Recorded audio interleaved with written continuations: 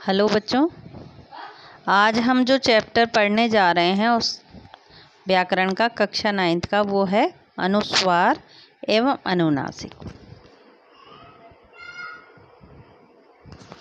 तो सबसे पहले बच्चों हम अनुस्वार के बारे में जान लेते हैं कि अनुस्वार कहते किसे, क्या होता है और कहाँ इसको लगाया जाता है, कहाँ इसका यूज किया जाता है। तो उसके बारे में बच्चों हम जान लेते हैं। अनुस्वार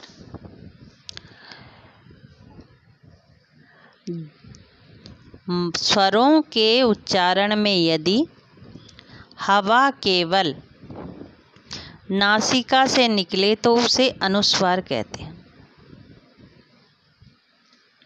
नाक से जब हवा निकले तो उसे बच्चों हम अनुस्वार कहते हैं। इसका चिन्ह बच्चों होता है अंकी बिंदी तथा ये चिन्ह वर्णों के ऊपर एक बिंदु के रूप में प्रयोग किया जाता है। अब अनुस्वार के प्रयोग में कुछ ध्यान देने योग्य बातें हैं जो आप ध्यान से देखिए। सबसे पहले तो है हिंदी भाषा में अनुस्वार के प्रयोग का महत्वपूर्ण स्थान है बच्चों। इसका प्रयोग जो नीचे लिखे हुए विभिन्न रूप हैं उनके रूप में किया जाता है। अंग अनुस्वार के रूप में बिंदु का सिरोरेखा पे अंक की बिंदी का प्रयोग किया जाता है बच्चों। और क वर्ग से लेके प वर्ग तक के पंचम वर्णों के स्थान पर इसका प्रयोग किया जाता है। पंचम वर्ण बच्चों जानते होंगे, क का पंचम वर्ण होता है अण और च का पंचम वर्ण होता है य, है ना। ये जो आगे हम पढ़ेंगे अभी, तो उसके रूप में किया जाता है। हिंदी मानक वर्तनी में इसके प्रयोग को विस्तार दिया गया है और अब भिन्न भिन्न नासिक व्यंजनों पर बिंदु का प्रयोग किया जाता है। नासिक के व्यंजन जैसे यहाँ बच्चों आपने देखा गड़ंगा, तो यहाँ लिखा है गंगा। क्यों? क्योंकि क वर्ग कंठ्य व्यंजन है, कंठ से इसकी आवाज़ आती है, कंठ व्यंजन है और न अनुस्वार में परिवर्तित हो जाता है बच्चों यहाँ पर। ऐसे दूसरा शब्द है मंजूषा, यहाँ पर दे रखा है मंजूषा। मंजूषा जो है बच्चों च वर्ग का तालव्य व्यंजन है। तालव्य माने ताल, नीचे की तलुए से जो आवाज़ निकलती है, और इसका जो पंचम वर्ण है वो य है, इसलिए ये भी बच्चों अनुस्वार है। ऐसे ही कंठ, कंठ क्या है बच्चों ट वर्ग का मूर्धन्य व्यंजन है और पंचम वर्ण अण है, तो ये ण भी अंग में परिवर्तित हो जाता पंचम वर्ण में। ऐसे ही चंद्र है। अब बच्चों ये किसका है? ट वर्ग का चंद्र है, ता वर्ग का। ता वर्ग में न अनुस्वार के रूप में प्रयोग हो जाता है। और रंभा,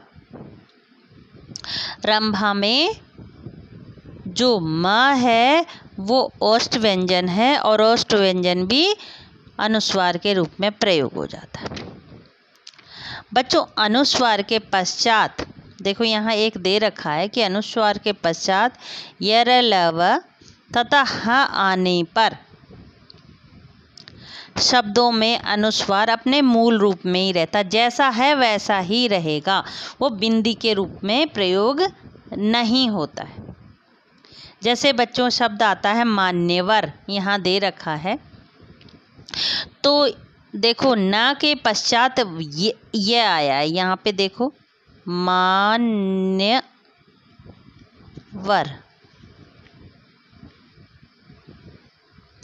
ये बच्चों वह है, ठीक है। तो मान्यवर, तो ये के देख लीजिए यहाँ पे, है ना। तो यहाँ पर ना के पश्चात यह आया है, तो न जो है अपने पूर्ण जैसा है वैसा ही रहेगा, यानी इसका रूप चेंज नहीं होगा। इसके अतिरिक्त बच्चों द्वित्व वर्णों के आने पर भी अनुस्वार का चिन्ह प्रयोग नहीं किया जाता। बच्चों द्वित वर्ण आपको पता होना चाहिए, माँ के पीछे माँ आ जाए। जैसे सन्नाटा एक शब्द है यहाँ पे, सन्नाटा, न आ गया, फिर न आ गया, तो बच्चों ये क्या हो गया, द्वितीय वर्ण, न और न द्वितीय हो गया, 2 वर्ण हो गए ये। तो ये सेम टू सेम जैसे हैं वैसे ही लिखे जाएंगे, इसका अनुस्वार का प्रयोग नहीं होगा इसमें। ऐसे ही बच्चों और भी शब्द होते हैं आपके, उन्नति, है ना, ती, तो ये भी बच्चों द्वितीय वर्ण है। ऐसे बच्चों और शब्द आ जा रहे हैं यहाँ पे, सम्मान, सम्मान शब्द है, स म मा न, इसमें भी क्या है बच्चों, द्वितीय वर्ण है, म और म। तो यहाँ पर भी वो अपने मूल रूप में ही उसका प्रयोग किया जाएगा। तो अनुस्वार में ये जो ध्यान देने योग्य बातें थी वो आपको ध्यान रखनी है। अब बच्चों हम आगे बढ़ेंगे। अनुस्वार के बाद में आता है आपका अनुनासिक। अनुनासिक, अनुनासिक में बच्चों जो अनुनासिक है उसके बारे में पहले जान लेते कि अनुनासिक कहते किसे हैं। अनुनासिक क्या होता है, किसे कहते हैं? अनुनासिक यानी अनुनासिक स्वरों के उच्चारण में वायु मुंह तथा नासिका दोनों से निकलती है, नाक और मुंह दोनों से निकलती है। इसका चिन्ह होता है बच्चों चंद्र बिंदु, ये चिन्ह होता है। और ये बच्चों शिरोरेखा के ऊपर होता है, जो भी लाइन खिंची हुई होती है शब्दों के ऊपर, उसके ऊपर लगाया जाता है। अब बच्चों यहाँ ध्यान देने योग्य बातें हैं कि हिंदी में जो अनुनासिकता को प्रकट करने के लिए बच्चों, जो अभी मैंने ये बताया कि चंद्र बिंदु का प्रयोग होता है, परंतु शिरोरेखा पर यदि स्वरों पर मात्रा लगी होती है तो वहाँ पर सिर्फ बिंदु का प्रयोग होता है, अगर मात्रा लगी हो तो। जैसे बच्चों यहाँ पे देखिए एक शब्द है गेंद, उच्चारण हम दोनों इसमें उच्चारण करने में नाक और मुंह से वायु निकल रही है, परंतु यहाँ पर ये शिरोरेखा लगी, इसलिए अंक की बिंदी का प्रयोग यहाँ पर किया जाएगा, ना कि चंद्र बिंदु का प्रयोग किया जाएगा। ऐसे बच्चों यहाँ पर एक शब्द दे रखा है आपको जोंक। जोंक में भी बच्चों शिरोरेखा पर ओ की मात्रा लगी हुई है, इसलिए यहाँ पर भी बच्चों चंद्र बिंदु के स्थान पर अंक की बिंदी का प्रयोग किया जाएगा। अगला समझ लीजिए बच्चों अनुस्वार का, अनुस्वार और अनुनासिक के सावधानी में प्रयोग जो करते हैं उनको सावधानी से करना चाहिए, नहीं तो इसमें गलत प्रयोग करने पर बच्चों शब्द का अनर्थ हो जाता, अर्थ का अनर्थ हो जाता है। जैसे यहाँ पर बच्चों आपको उदाहरण दिया हुआ है हंस, हंस, हंस मीन्स हंसना, अनुनासिक का प्रयोग किया गया है यहाँ पे। और हंस, हंस एक पक्षी का नाम है, तो ये दोनों में अंतर आ गया, अनुनासिक लगा दिया तो हंस हो गया, और अनुस्वार लगा दिया तो हंस हो गया। तो ये बातें हमें ध्यान रखनी है। ऐसे ही बेटा बच्चों सदैव ध्यान रखने चाहिए कि उच्चारण के आधार पर अनुनासिक स्वर जबकि अनुस्वार व्यंजन है, ध्यान रखना चाहिए। अनुनासिक क्या है बच्चों, स्वर है, और अनुस्वार जो है क्या है, व्यंजन, क्योंकि यह क वर्ग, च वर्ग, ट वर्ग, इनका ट वर्ग, त वर्ग और प वर्ग का पंचम वर्ण होता है अनुस्वार। अनुस्वार मीन्स अंक की बिंदी जो होती है, आपके व्यंजन वर्ण जो होते हैं उनका पंचम अक्षर होता है, जो है ना। और इसके प्रयोग में कहीं कहीं अर्थ भेद की भी संभावना होती है, तो इसके यथास्थान प्रयोग न करने पर अर्थ परिवर्तन दिखाई देता है। सही जगह यदि हम इसका प्रयोग नहीं करेंगे तो अर्थ में परिवर्तित हो जाता है। जैसे बच्चों यहाँ पे एक उदाहरण दे रखा है आपको, खिड़की बंद कर दो। बद मीन्स देखो यहाँ पे दे रखा है बच्चों बुरा, और बंद, बंद मीन्स बंद करना। ऐसे ही बच्चों दूसरा वाला ये दे रखा है यहाँ पे, पैर में कांटा चुभ गया। कांटा, कांटा देखो देखो यहाँ पे हमने ढंग से प्रयोग नहीं किया। कांटा मीन्स काटना होता है, और कांटा, कांटा मीन्स कांटेदार पौधे का नुकीला भाग। और कांटा यहाँ चंद्र बिंदु आया बच्चों। चंद्र बिंदु क्या है? एक स्वर है ना।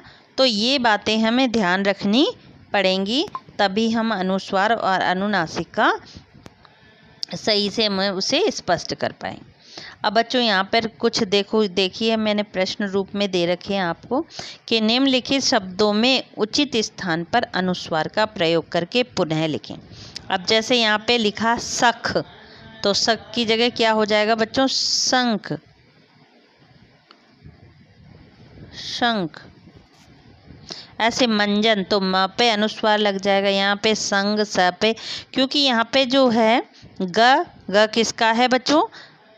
आपका क वर्ग का व्यंजन है, तो इसके आगे वाले इसमें ण आता है, तो आगे वाले व्यंजन पे अंकी बिंदी लग जाती, पंचम वर्ण हो जाता है।